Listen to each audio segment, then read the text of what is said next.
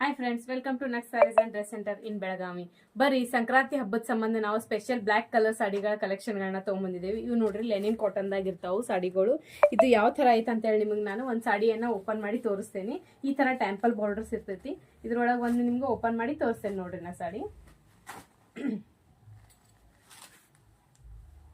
ಸಾಡಿ ಎರಡು side temple border ಬರ್ತೈತಿ ಮತ್ತು ಫುಲ್ ಬ್ಲಾಕ್ ಕಲರ್ ಇರ್ತೈತಿ. ಫುಲ್ ಸ್ಮೂತ್ ಐತಿ ಸಾಡಿ ಉಟ್ಕೊಳಕ. ಇದು